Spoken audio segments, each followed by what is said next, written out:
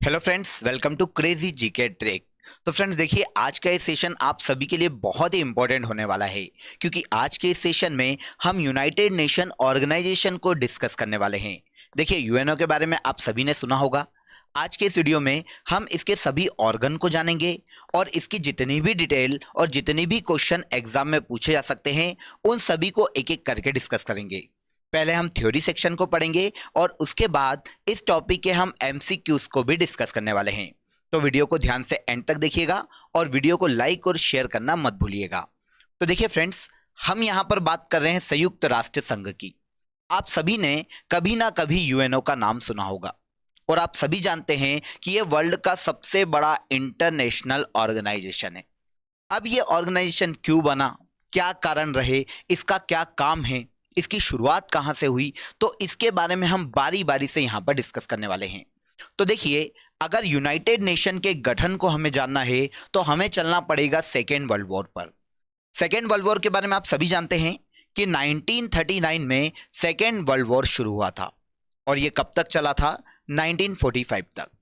1945 में अमेरिका ने हिरोशिमा और नागासाकी, जो कि जापान के दो शहर हैं, उन पर दो परमाणु हमले किए और इस परमाणु हमले के साथ ही कुछ समय के बाद सेकेंड वर्ल्ड वॉर खत्म हो गया, क्योंकि विश्व के सारे देश कहीं ना कहीं डर जाते हैं इस न्यूक्लियर वॉर से और उनको लगता है, उनको समझ में आता है कि यार हमने ऐसे बम विकसित कर लिए हैं कि पूरा वर्ल्ड एक बारूद के मुहाने पर बैठा हुआ है और किसी भी देश की एक छोटी सी गलती उस बारूद में चिंगारी का काम करेगी, जिससे पूरी मानवता खत्म हो सकती है। जब उनको अपनी ये गलती समझ में आई, जब उन्हें रियलाइज हुआ, तब उनको समझ में आया कि वर्ल्ड में कोई एक ऐसी संस्था होनी चाहिए जिसकी बात मानने के लिए सभी देश बाध्य हो और जो अंतर्राष्ट्रीय शांति की स्थापना कर सके और विश्व के सभी देशों में जो विवाद है उनको निपटाने का काम कर सके। ऐसी कंडीशन में 1945 में अस्तित्व में आता है यूएनओ, जिसे यूनाइटेड नेशन ऑर्गेनाइजेशन के नाम से जाना जाता है। सेकेंड वर्ल्ड वॉर के बाद अमेरिका का एक शहर है जिसका नाम है सैन फ्रांसिस्को। यहां पर वर्ल्ड के टॉप 50 देश इकट्ठा होते हैं और 26 जून 1945 को यूएन चार्टर पर अपने साइन करते हैं ताकि यूनाइटेड नेशन ऑर्गेनाइजेशन की स्थापना की जा सके। वैसे यूनाइटेड नेशन ऑर्गेनाइजेशन की स्थापना में टोटल 51 देश शामिल होते हैं। पोलैंड किसी कारणवश यहां पर नहीं आ पाता, लेकिन उसके सिग्नेचर के लिए एक अलग से कॉलम छोड़ दिया जाता है। तो पोलैंड को मिलाकर 51 देशों ने यूनाइटेड नेशन चार्टर पर साइन किए और उसके बाद यूनाइटेड नेशन ऑर्गेनाइजेशन 24 अक्टूबर 1945 को अस्तित्व में आया। इसीलिए आप जानते हैं कि यूएनओ डे वर्ल्ड में 24 अक्टूबर को मनाया जाता है। अब आपके दिमाग में क्वेश्चन आ रहा होगा कि ठीक है सर, वर्ल्ड वॉर सेकेंड के बाद यूनाइटेड नेशन ऑर्गेनाइजेशन की स्थापना की गई, लेकिन क्या उसके पहले कोई भी ऐसी संस्था नहीं थी जो कि वैश्विक शांति की बात कर सके? तो बिल्कुल थी। अगर हम इसके पीछे का इतिहास देखें दोस्तों, तो यूनाइटेड नेशन ऑर्गेनाइजेशन के पहले विश्व में एक वैश्विक संस्था का गठन किया गया था जिसका नाम था लीग ऑफ नेशन। इसे यूनाइटेड नेशन की पूर्ववर्ती संस्था के रूप में देखा जाता है और इसका जो गठन हुआ था वो फर्स्ट वर्ल्ड वॉर के बाद 1990 में किया गया था। फर्स्ट वर्ल्ड वॉर के बाद 1919 में वर्साई की संधि के साथ ही इस एक ऑर्गेनाइजेशन की स्थापना की गई थी जिसे लीग ऑफ नेशन के नाम से जाना जाता था। इसका भी उद्देश्य वैश्विक शांति था। अंतरराष्ट्रीय स्तर पर संघर्षों को रोकना इसका एक मुख्य उद्देश्य माना जाता है। अगर इसके मुख्यालय की बात करते हैं तो 1919 में इसका गठन किया गया था। इसका पहला मुख्यालय या शुरुआती मुख्यालय लंदन में था, यूनाइटेड किंगडम में था और बाद में इसे जेनेवा शिफ्ट कर दिया गया। लेकिन इस संस्था के रहते हुए भी, इस संस्था का काम रहते हुए भी सेकेंड वर्ल्ड वॉर हमें वर्ल्ड में देखने को मिलता है। जब 1939 में सेकेंड वर्ल्ड वॉर हो जाता है, तब 1945 तक जो विश्व के देश हैं उनको समझ में आ जाता है कि लीग ऑफ नेशन का वर्क इफेक्टिव नहीं है और यह वर्ल्ड में होने वाले विवादों को या संघर्षों को रोकने में नाकाम है। इसीलिए यूनाइटेड नेशन के गठन के बाद 1946 में 20 अप्रैल 1946 में इसे पूर्ण रूप से डिमोलिश कर दिया जाता है। लीग ऑफ नेशन को खत्म कर दिया जाता है और उसी की जगह पर उसका स्थान ले लेती है उससे 1 वर्ष पहले गठित हुई संस्था जिसका नाम है यूनाइटेड नेशन या United Nation organisation. I hope समझ में आएगा। अब देखिए, अगर यूनाइटेड नेशन ऑर्गेनाइजेशन के उद्देश्यों की बात करें फ्रेंड्स, तो इसका मुख्य उद्देश्य विश्व के सभी देशों के मध्य में शांति स्थापित करना और उनके मध्य होने वाले संघर्षों को रोकना। डिटेल में देखते हैं तो काफी सारे इसके उद्देश्य देखने को मिलते हैं, जैसे युद्ध रोकना, वर्ल्ड में मानवाधिकार की रक्षा, ह्यूमन राइट्स को प्रोटेक्ट करना, अंतर्राष्ट्रीय शांति और सुरक्षा बनाए रखना, सतत विकास सस्टेनेबल डेवलपमेंट को बढ़ावा देना और अंतर्राष्ट्रीय कानूनों का पालन करवाना विश्व के हर देश से। यह इसका मुख्य उद्देश्य देखने को मिलता है। इसके अलावा विश्व के सभी देशों के मध्य में शांति और आपसी समझ विकसित करना भी यूनाइटेड नेशन ऑर्गेनाइजेशन का उद्देश्य है। विश्व के जो देश यूनाइटेड नेशन ऑर्गेनाइजेशन के सदस्य दोस्तों, उन्हें ही ऑफिशियली देश के रूप में मान्यता दी जाती है। इस आधार पर वर्तमान में इस संस्था में 193 सदस्य हमें देखने को मिलते हैं। तो इंपॉर्टेंट फैक्ट है, यहां से क्वेश्चन आ सकता है। कभी भी अगर आपसे क्वेश्चन पूछा जाए कि यूनाइटेड नेशन ऑर्गेनाइजेशन में टोटल सदस्यों की संख्या कितनी है, तो वो है 193। क्लियर, इजी है।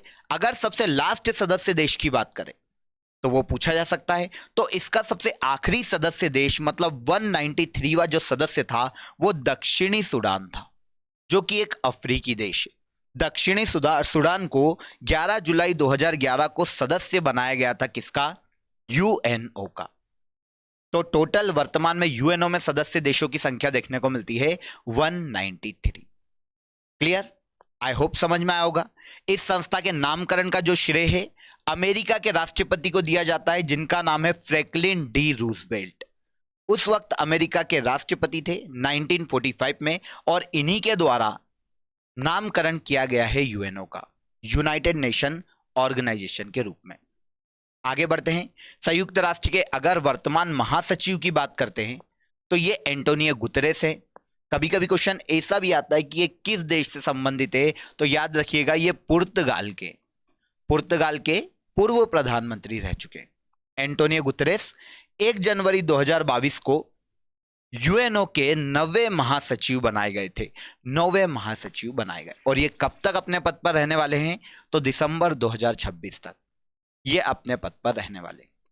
जैसा कि आप सभी जानते हैं, इसके पहले अगर 8th महासचिव की बात करते हैं तो वो बान की मून है। ये भी इंपॉर्टेंट है, इसे भी याद रखिएगा। बान की मून यूएनओ के 8वें महासचिव थे। ये किस देश से थे, तो ये दक्षिण कोरिया से बिलोंग करते थे। और अब 9वें महासचिव एंटोनियो गुतेरेस बिलोंग करते हैं पुर्तगाल से। इजी।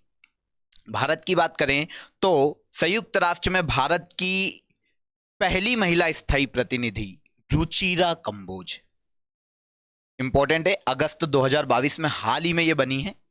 टीएस तिरुमूर्ति है ना, टीएस तिरुमूर्ति इसके पहले इस पद पर थे अगस्त 2022 से पहले। इनके हटने के बाद अब रुचिरा कंबोज यूएनओ में भारत की स्थायी प्रतिनिधि बनी है। ये यूएनओ में भारत की पहली महिला स्थायी प्रतिनिधि है, इसलिए भी ये क्वेश्चन काफी इंपॉर्टेंट हो जाता है। तो ये सबसे पहली मेन जो संस्था है वो यूएनओ है।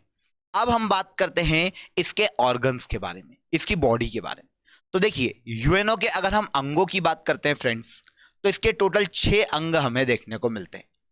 टोटल 6 अंग। इसमें सबसे इंपॉर्टेंट देखने को मिलती है संयुक्त राष्ट्र महासभा, जिसे यूनाइटेड नेशन जनरल असेंबली के नाम से जाना जाता है।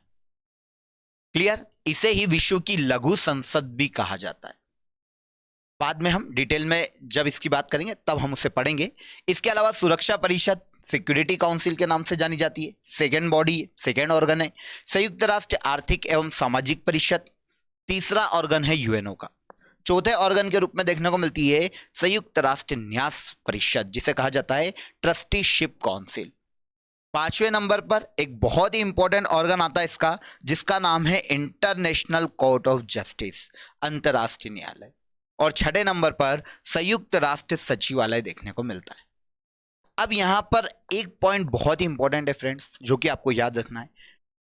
जितनी भी बॉडी है यूएनओ की, सबका हेडक्वार्टर कहीं ना कहीं हमें न्यूयॉर्क में देखने को मिलता है।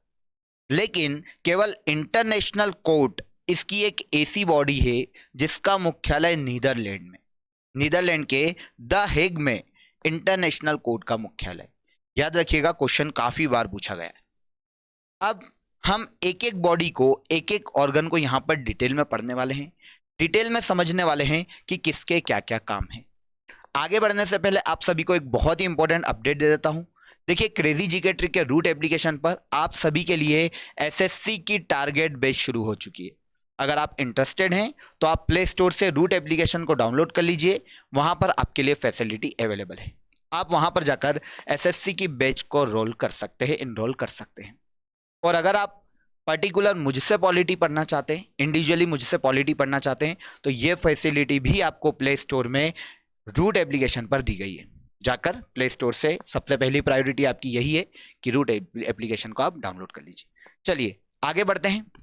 सबसे पहली बॉडी देखते हैं यूएनओ की, जिसका नाम है संयुक्त राष्ट्र महासभा, जनरल असेंबली। अब अगर इसकी बात करते हैं तो इसे विश्व की लघु संसद, मिनी पार्लियामेंट के नाम से जाना जाता है। सबसे इंपॉर्टेंट फैक्ट तो यही। इसका वर्क देखें तो दो शब्दों में अगर इसका वर्क देखने जाते हैं तो विश्व के देशों के मध्य कोलैबोरेशन स्थापित करना इसका मेन काम है, म्यूचुअल बॉन्डिंग स्थापित करना इसका मेन काम है। देख लेते हैं उद्देश्य एक्चुअल में क्या है। तो देखिए, यह पूरे विश्व में होने वाले शांति अभियानों के लिए वित्त पोषण का कार्य करता है। पूरे वर्ल्ड में जो पीस के लिए जितने भी वर्क होते हैं उसके लिए देखिए फाइनेंस प्रोवाइड करने का काम करता है। कौन? संयुक्त राष्ट्र महासभा। इसके अलावा यह यूएनओ का एक मुख्य प्रतिनिधि अंग है। संयुक्त राष्ट्र के सभी 193 सदस्य देशों के मध्य में शांति और सुरक्षा के लिए तथा अंतर्राष्ट्रीय मुद्दों पर बहस के लिए यह एक मंच प्रदान करता है। वर्ल्ड के जितने भी देश है फ्रेंड्स, जो कि नॉर्मली यूएनओ के सदस्य, यहां पर यह चीज आपको याद रखनी पड़ेगी कि यूएनओ के जितने भी सदस्य देश है वो कहीं ना कहीं महासभा, जनरल असेंबली के भी सदस्य होते हैं। अब ये 193 जो देश है, इनके मध्य में अगर कोई भी विवाद होता है, कोई भी डिस्प्यूट होता है, कोई भी प्रॉब्लम्स होती है, तो वो यहां पर आकर उस पर बहस कर सकते हैं, उसको सॉल्व कर सकते हैं आपसी भाईचारे से, आपसी समझ से। और जितने भी अंतर्राष्ट्रीय मुद्दे हैं, चाहे वो ग्लोबल वार्मिंग का हो, पर्यावरण से रिलेटेड हो, उस पर भी बहस के लिए संयुक्त राष्ट्र महासभा एक इंटरनेशनल मंच प्रदान करता है सभी देशों को। क्लियर?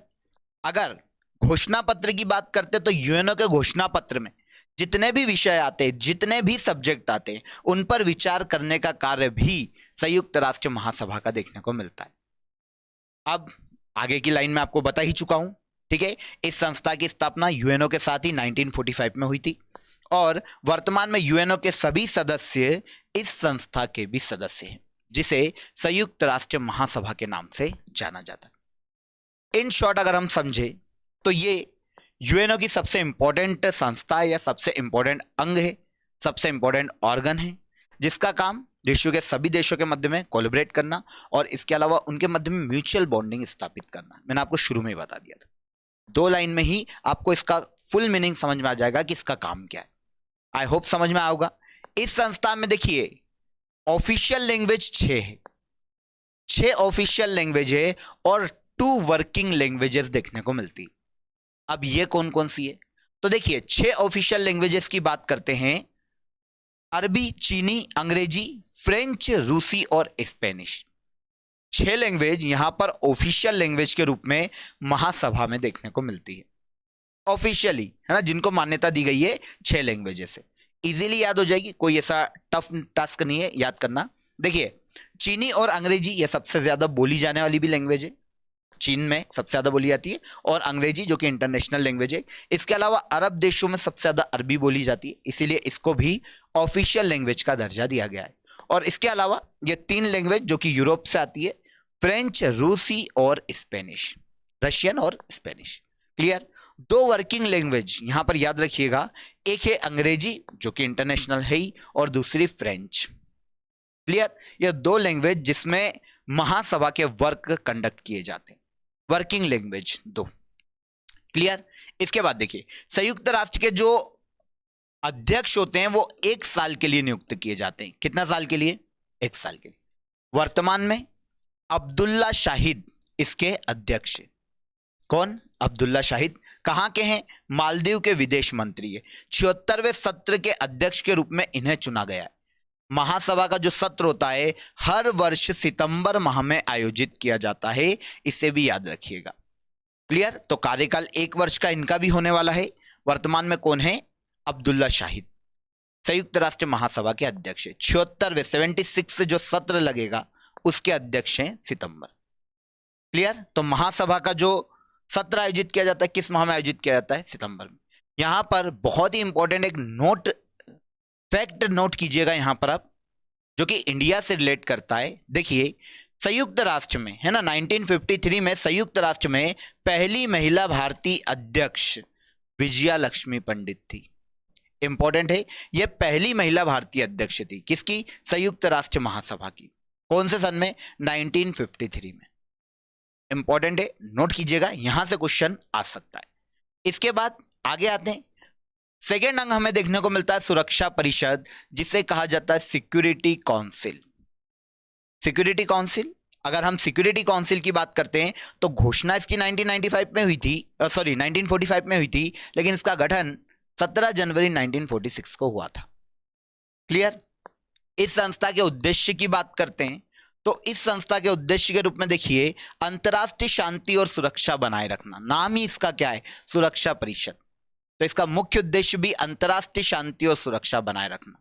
यूएनओ के चार्टर के तहत अंतरराष्ट्रीय शांति और सुरक्षा को बनाए रखने की जिम्मेदारी दी गई है सुरक्षा परिषद को।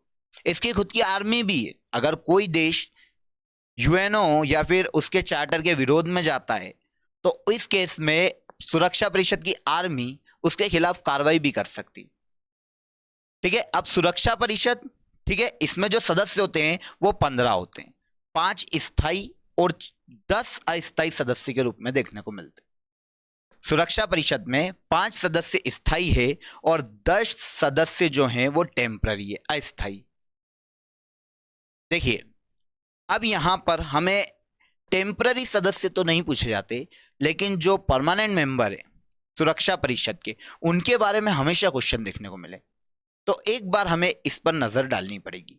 तो देखिए, स्थायी मेंबर की बात करते हैं सुरक्षा परिषद की, सिक्योरिटी काउंसिल की, तो चीन, फ्रांस, रूस, यूनाइटेड किंगडम मतलब ब्रिटेन और यूएसए, ये 5 सदस्य ऐसे हैं जो कि सुरक्षा परिषद के परमानेंट मेंबर हैं। एक और बार रिपीट करते हैं, चीन, फ्रांस, रूस, यूके और यूएसए। अब देखिए, आपके दिमाग में क्वेश्चन आ रहा होगा कि सर अगर स्थायी मेंबर है और अस्थायी मेंबर है तो स्थायी मेंबर होने का फायदा क्या है? तो देखिए, इनके पास होती है वीटो पावर। जितने भी स्थायी मेंबर होते हैं उनके पास वीटो पावर होता है। कोई भी बिल अगर सुरक्षा परिषद में आता है तो अगर ये 5 है, और इधर देख लेते पहले अस्थायी सदस्य कितने हैं? 10। अल्बानिया, ब्राजील, गेबोन, घाना, भारत भी अस्थायी सदस्य उसका, आयरलैंड, केन्या, मेक्सिको, नॉर्वे और संयुक्त अरब अमीरात यूएई, ये क्या है? सुरक्षा परिषद के अस्थायी सदस्य। भारत 8वीं बार 2021 में इसका फिर से अस्थायी सदस्य चुना गया है। इंडिया 2021 में 8वीं बार चुना गया है, इसको ध्यान रखना। अब देखिए, जो स्थायी मेंबर है उनके पास वीटो का पावर है।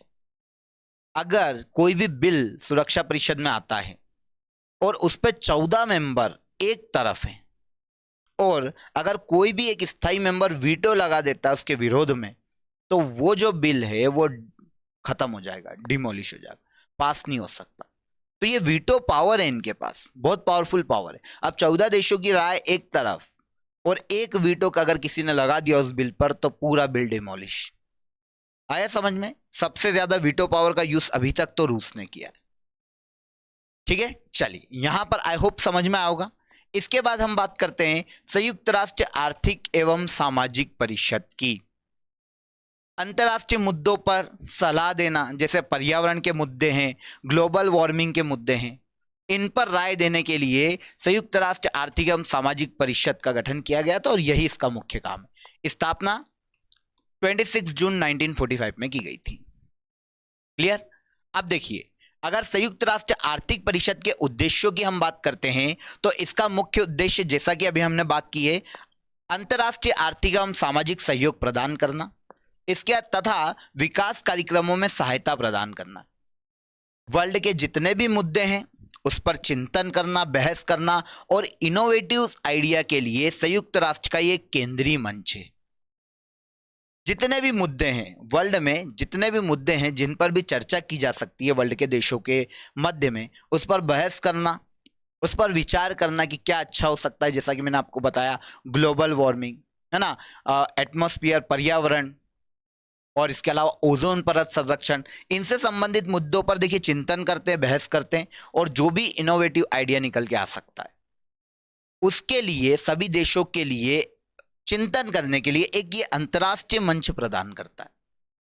यहां पर सभी देश अपने अपने विचार और मत रख सकते हैं। इसके अलावा अंतर्राष्ट्रीय आर्थिक एवं सामाजिक सहयोग प्रदान करने का काम भी संयुक्त राष्ट्र आर्थिक एवं सामाजिक परिषद का देखने को मिलता है। इसके अलावा यहां पर एक और चीज याद रखिएगा जो कि इंपॉर्टेंट है, इसके अध्यक्ष की अगर हम बात करते हैं तो कोलेन विक्सन केलापिल वर्तमान में अध्यक्ष है संयुक्त राष्ट्र आर्थिक एवं सामाजिक परिषद के। इसके वर्तमान में सदस्य 54 हैं। हर साल 1/3 सीटों पर चुनाव होता है। क्लियर? संयुक्त राष्ट्र आर्थिक एवं सामाजिक परिषद में 54 मेंबर देखने को मिलते हैं। हर साल 1/3 सीटों पर चुनाव होता है, तो 18 या 54 मतलब 18 सीटों पर हर साल चुनाव होगा। तो एक सदस्य का जो कार्यकाल होता है, एक सदस्य का जो कार्यकाल होता है वो 3 साल का होता है।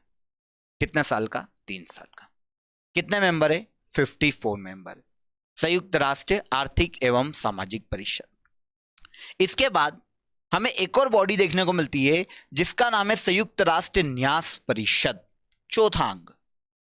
ठीक है, ट्रस्टीशिप काउंसिल संयुक्त राष्ट्र न्यास परिषद के नाम से जानी जाती है। इसका गठन 1945 में हुआ था। मुख्यालय 5 बॉडी के मुख्यालय आपको पता है न्यूयॉर्क में ही है। केवल इंटरनेशनल कोर्ट का मुख्यालय कहां देखने को मिलता है हमें? The Hague, Netherland. याद रखिएगा, तो न्यूयॉर्क में इसका मुख्यालय। इस संस्था की विशेषता है ये यूएनओ का एक ऐसा अंग है, एक ऐसा ऑर्गन है जो कि अब बंद हो चुका है, निलंबित हो चुका है, डिमोलिश हो चुका है। 1 नवंबर 1994 को 1 नवंबर 1994 में इसको क्या कर दिया गया है? बंद कर दिया गया, क्योंकि इसका काम ही खत्म हो गया। अब काम खत्म हो गया तो यह पता होना चाहिए कि एक्चुअल में इसका काम क्या था। तो देखिए फ्रेंड्स, उन देशों की सुरक्षा और प्रशासन संबंधित दायित्वों का निर्वहन करना जो कि सेकेंड वर्ल्ड वॉर के बाद भी स्वतंत्र नहीं हो पाए। ठीक है, पूरे वर्ल्ड में इंटरनेशनल पीस बनाए रखने के लिए सेकेंड वर्ल्ड वॉर के बाद ऐसे देश जो कि खुद का प्रशासन चलाने में सक्षम नहीं थे, खुद की गवर्नमेंट चलाने में सक्षम नहीं थे, उन देशों का कंट्रोल विश्व के विकसित देशों, अमेरिका जैसे देश जो कि पूरी तरह संपन्न, उनको दे दिया गया, लेकिन निष्पक्ष। वहां पर शोषण नहीं कर सकते थे वो। मतलब सीधी सी बात है, मौलिक अधिकारों की रक्षा करोगे इन देशों की, वहां पर उनका इंफ्रास्ट्रक्चर डेवलप करने में मदद करोगे और एक अच्छा शासन स्थापित हो सके ये प्रयास करोगे। इसकी जिम्मेदारी विश्व के जो स्थायी सदस्य सुरक्षा परिषद के नॉर्मली उनको दी गई। क्लियर? जिस दिन वो अपना प्रशासन डेवलप कर लेंगे, अपनी सत्ता खुद संभालने लगेंगे, उस दिन हम उन पे अधिकार छोड़ देंगे। ये पॉजिटिव है। ठीक है, तो ऐसे अलग अलग न्यास क्षेत्र घोषित किए गए थे और उस वक्त 11 न्यास क्षेत्र घोषित किए गए थे। कितने? 11, जिन पर दूसरे देशों को उस वक्त तक के लिए कंट्रोल करना था जब तक वो अपनी सत्ता डेवलप ना कर सके। 1994 के बाद ऐसा कोई भी देश नहीं बचा जो कि किसी के अधीन हो या स्वतंत्र ना हो पाया हो। सबके यहां पर सत्ता स्थापित हो गई, सब स्वतंत्र हो गए और उसके बाद इस संस्था का काम नॉर्मली खत्म हो गया। हालांकि देखिए, भविष्य में अगर जरूरत पड़ती है तो इस संस्था को वापस क्रिएट किया जा सकता है या शुरू किया जा सकता है, लेकिन 1994 के बाद अब कोई देश है ही नहीं ऐसा, तो इसकी जरूरत लगभग खत्म हो गई। इसे कहा जाता है ट्रस्टीशिप काउंसिल। क्लियर? 5वीं बॉडी हमें देखने को मिलती है जिसका नाम है अंतरराष्ट्रीय न्यायालय। ठीक है, 6ठी बॉडी है हमारी। अंतरराष्ट्रीय न्यायालय की अगर हम बात करते हैं, इंटरनेशनल कोर्ट की अगर हम बात करते हैं, तो इंटरनेशनल कोर्ट वही स्थापना 1945 में की गई थी। संयुक्त राष्ट्र के चार्टर द्वारा इसकी स्थापना की गई थी। अप्रैल 1946 में इसने काम करना शुरू किया। ठीक है, संयुक्त राष्ट्र का जो चार्टर है उसके अकॉर्डिंग इसकी स्थापना 1945 में कर दी गई थी, लेकिन इसने काम करना शुरू किया है अप्रैल 1946 में। किसने? इंटरनेशनल कोर्ट ने। अब उद्देश्य क्या है इंटरनेशनल कोर्ट का? तो देखिए, दो राष्ट्रों के मध्य में कानूनी विवादों को हल करता है। वर्ल्ड के अगर दो देशों के मध्य में कुछ भी विवाद होता है, डिस्प्यूट होता है, आज बहुत फंबल आ रहे हैं, डिस्प्यूट होता है, तो इसको हल करने के लिए, इससे निपटने के लिए, है ना, हमें इंटरनेशनल कोर्ट देखने को मिलता है यूएनओ के द्वारा। अब देखिए, संयुक्त राष्ट्र के अधिकृत अंगों और विशेष एजेंसियों के द्वारा दिए गए कानूनी प्रश्नों पर भी यह अंतर्राष्ट्रीय कानून के अनुसार सलाह देता है। कौन? International court.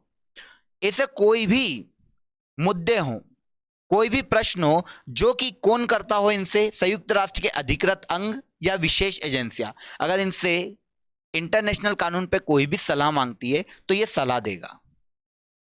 और इसके अलावा वर्ल्ड के दो देशों के मध्य में अगर विवाद होता है तो ये विवादों को हल करेगा। इंटरनेशनल कोर्ट स्थापना 1945 में की गई थी और इसने काम करना शुरू किया है 1946 में। अब अगर संयुक्त राष्ट्र के, ये जो बॉडी है संयुक्त राष्ट्र का एक मुख्य न्यायिक अंग है। मुख्यालय मैंने आपको पहले ही बता दिया था, नीदरलैंड के द हेग में एक प्लेस है, पीस पैलेस, वहां पर इसका मुख्यालय स्थित है। वैसे एक पर्टिकुलर आपसे प्लेस नहीं पूछा जाएगा, आप तो बस शहर याद रखो और देश याद रखो। नीदरलैंड के द हेग में मुख्यालय देखने को मिलता है इंटरनेशनल कोर्ट का। क्लियर? वर्तमान में इसके राष्ट्रपति जॉन ई डोनोंग्यू हैं। अब बात आती है कि इंटरनेशनल कोर्ट में कितने न्यायाधीश हैं, मतलब न्यायाधीशों की संख्या कितनी है। तो देखिए, इंटरनेशनल कोर्ट में अगर न्यायाधीशों की संख्या की बात करते हैं तो यहां पर 15 न्यायाधीश देखने को मिलते हैं। कितने? 15। अब हर न्यायाधीश के कार्यकाल की बात करते हैं तो हर न्यायाधीश का कार्यकाल होता है 9 वर्ष का। कितने वर्ष का? 9 वर्ष का। हर 3 साल में 1/3 सीटों पर नया बंदा चुन के आता है। 1/3 सीटों पर 3 साल में। ठीक है, तो 9 वर्ष एक न्यायाधीश का कार्यकाल, एक जज का कार्यकाल होने वाला है इंटरनेशनल कोर्ट में। कितना टोटल जजेस है? 15 जजेस हैं। क्या सभी जजेस किसी एक जगह से लिए जा सकते हैं क्या? नहीं। यहां पर जजेस की नियुक्ति के लिए भी यूनाइटेड नेशन ऑर्गेनाइजेशन के चार्टर में अलग अलग प्रावधान देखने को मिलते हैं। अब देखिए, जो 15 टोटल मेंबर है उसमें से 3 मेंबर लिए जाएंगे अफ्रीका महाद्वीप से, मतलब 3 जजेस को अफ्रीका महाद्वीप के अलग अलग देशों से लिया जाएगा। इसके बाद सेकेंडरी लैटिन अमेरिका, मतलब दक्षिण अमेरिका और कैरिबियाई देशों से 2 मेंबर लिए जाएंगे, 2 जजेस नियुक्त होंगे। 5 हो गए। तीसरा, एशिया महाद्वीप की बात करते हैं तो एशिया महाद्वीप से 3 मेंबर, 3 जजेस चुन के आएंगे। 8 हो गए टोटल। इसके बाद पश्चिमी यूरोप से 5 जजेस चुन के आने वाले हैं और पूर्वी यूरोप से 2 जजेस चुन के आने वाले हैं। तो ये टोटल 15 जजेस की नियुक्ति अलग अलग क्षेत्रों से की जाती है। अफ्रीका से 3, लैटिन अमेरिका और कैरिबियाई देशों से 2, इसके अलावा एशिया से 3 मेंबर, पश्चिमी यूरोप से 5 और पूर्वी यूरोप से 2 मेंबर चुन के भेजे जाएंगे। तो ऐसे टोटल 15 जजेस को अलग अलग महाद्वीपों से या क्षेत्रों से लिया जाएगा। एक जज का कार्यकाल 9 साल का होता है। 1/3 जजेस की नियुक्ति हर 3 साल में की जाती। क्लियर? अब अगर हम इंटरनेशनल कोर्ट में भारतीय न्यायाधीशों की बात करते हैं तो इंटरनेशनल कोर्ट में भारतीय न्यायाधीश जो सबसे पहले अपॉइंट हुए थे वो थे सर बेनेगल राव। 1952 से 1953 तक इंटरनेशनल कोर्ट में भारतीय न्यायाधीश थे। सेकेंड, नागेंद्र सिंह 1973 से 1988। तीसरे हैं रघुनंदन स्वरूप पाठक जो कि 1989 से 1991 तक इंटरनेशनल कोर्ट में जज के रूप में रहे हैं। और सबसे लास्ट में वर्तमान में दलवीर भंडारी 27 अप्रैल 2012 को बने थे एक बार फिर से इनको चुना गया और वर्तमान में भी ये इंटरनेशनल कोर्ट में जज के रूप में कार्य कर रहे हैं। कौन है? दलवीर भंडारी। तो इन 4 जजेस को याद रखिएगा जो कि इंटरनेशनल कोर्ट में भारत की ओर से नियुक्त किए गए। क्लियर? तो देखिए, यूएनओ के बारे में हमने जाना, उसकी जितनी भी बॉडीज है उनके बारे में हमने जाना, और वहां से जितने भी फैक्ट पूछे जा सकते हैं वो सभी हमने बहुत ही डिटेल में पढ़े। अब हम देख लेते हैं कि इस टॉपिक से हमको कौन कौन से एमसीक्यूज पूछे जा सकते हैं। देखिए, सबसे पहला क्वेश्चन, यूनाइटेड नेशन के स्थायी सदस्य देशों में कौन शामिल नहीं है? तो यूनाइटेड नेशन के स्थायी सदस्य की बात करते हैं तो आप सभी जानते हैं कि ब्राजील यूनाइटेड नेशन का स्थायी सदस्य नहीं है। आंसर हो जाएगा answer B. Clear? Second question देखिए, बहुत ही इजीली आपको सॉल्व हो जाएंगे अगर आपने थ्योरी को ध्यान से सुना होगा। क्लियर? देखिए, अंतरराष्ट्रीय न्यायालय में कौन भारत की ओर से न्यायाधीश रहे हैं? अब देखिए 4 ऑप्शन में पहला ही ऑप्शन आपको मिल गया, सबसे पहले ही थे बेनेगल राव। आंसर हो जाएगा आंसर ए। इसके बाद देखिए, संयुक्त राष्ट्र संघ में सदस्य देशों की संख्या कितनी है? वेरी सिंपल, वर्तमान में यूएनओ में सदस्य देशों की संख्या है 193। सबसे आखिरी सदस्य की बात करते हैं, दक्षिणी सूडान 2011। कहां का देश है? अफ्रीकी देश। क्लियर? आगे देखिए, अंतरराष्ट्रीय न्यायालय का मुख्यालय कहां स्थित है? इंटरनेशनल कोर्ट के मुख्यालय या हेडक्वार्टर की बात करें तो देखिए, पर्टिकुलर प्लेस पूछते तो द हेग, लेकिन प्लेस नहीं दिया गया तो आपको देश का नाम दिया गया है नीदरलैंड। नीदरलैंड के हेग में इंटरनेशनल कोर्ट का मुख्यालय देखने को मिलता है। आंसर डी हो जाएगा। आगे देखिए, संयुक्त राष्ट्र की आधिकारिक भाषा में कौन शामिल नहीं है? अरबी आधिकारिक भाषा में शामिल है, बिल्कुल सही। हिंदी शामिल है क्या? नहीं शामिल है, तो आंसर बी हो गया। हिंदी संयुक्त राष्ट्र की आधिकारिक भाषा है, ना तो आधिकारिक भाषा है और ना ही वर्किंग लैंग्वेज है। आगे देखिए, संयुक्त राष्ट्र महासभा की पहली महिला भारतीय अध्यक्ष कौन है? तो संयुक्त राष्ट्र महासभा की पहली भारतीय महिला अध्यक्ष बनाई गई थी विजया लक्ष्मी पंडित 1953 में। आंसर बी हो जाएगा। इजी है। इसके बाद देखिए, विश्व की लघु संसद किसे कहा जाता है? Mini parliament. तो वेरी सिंपल, यह कहा जाता है सुरक्षा परिषद को। सॉरी, यहां पे थोड़ा सा गलत हो गया, संयुक्त राष्ट्र महासभा को करेक्ट कर लीजिएगा। Answer C. ठीक है, देखा नहीं मैंने ऑप्शन ध्यान से। संयुक्त राष्ट्र महासभा को विश्व की लघु संसद कहा जाता है। क्लियर? अगला क्वेश्चन देखिए, यूएनओ के नामकरण का श्रेय किसे दिया जाता है? अगर थ्योरी को आपने ध्यान से सुना है तो आपको समझ में आ जाएगा। यूएनओ के नामकरण का श्रेय दिया जाता है फ्रैंकलिन डी रूजवेल्ट को।